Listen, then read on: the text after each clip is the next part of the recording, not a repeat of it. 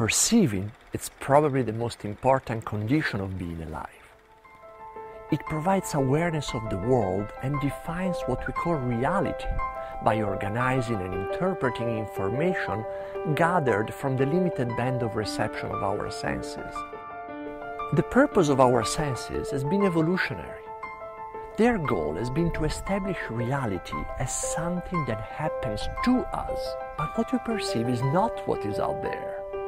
There is no inherent value in the incredibly complex patterns of light that fall into our eyes, and yet we see coherent forms and motions, enabling us to survive by distinguishing between a flower and a truck running towards us full speed.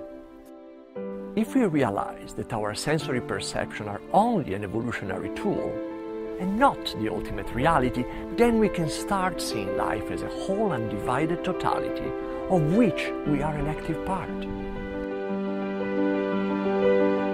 The ancient scriptures describe the world as illusion or Maya because of the difference between what we perceive as real and what is real. While our classical worldview, instilled through the philosophies of Newton and Darwin, prevents us from accepting a different paradigm. In the meantime, the implication of modern science discoveries are creeping in our mindset, and our understanding of what reality is evolves, while science is trying to answer some of the questions raised by humans since time immemorial. As the quantum physicist David Bohm said, the attempt to live according to the notion that the fragments are really separate is in essence what has led us to the growing series of extremely urgent crises that is confronting us today.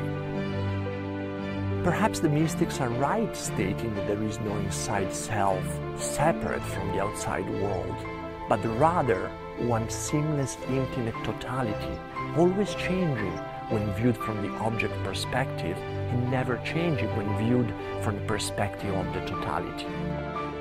There is no outside world, there are no others. We are complex living systems, part of each other and the larger world we inhabit. The world is in me as much as I am in the world.